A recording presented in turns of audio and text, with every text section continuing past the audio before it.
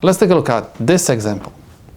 Please notice that this time we have square root of the negative number, and we have real number, and we have polar form.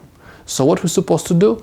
We have to convert everything, wherever is possible, to the J form. I mean square root of negative 144 to the J form, and polar form to the J form, in other words, to rectangular form.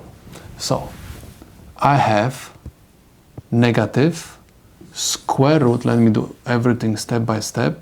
You can rewrite negative 144 as negative 1 times 144 plus 3.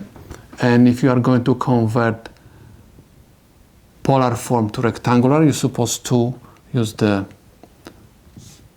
formulas. X is equal r cosine theta, and this is equal r is 4 cosine of 60 degrees is equal to, supposed to use the calculator, y is equal r times sine theta, which is equal 4 sine 60 degrees, and this is equal 3.46.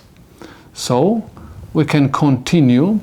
Instead of 4 and angle 60, we can write 2 plus j 3.46. Okay, and this is equal negative, instead of square root of negative 1, I'm going to write j,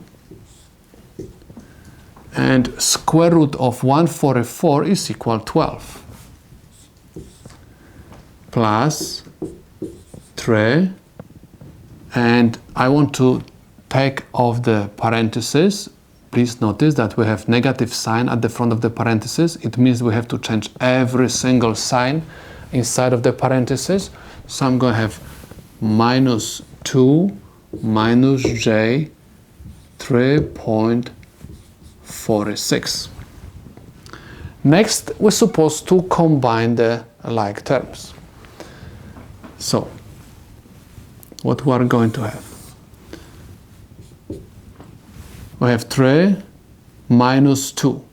3 minus 2 is equal 1. And we have negative j12 minus j 3.46. This is negative j 15.46. Okay, and this is rectangular form, and basically this is the solution to my problem.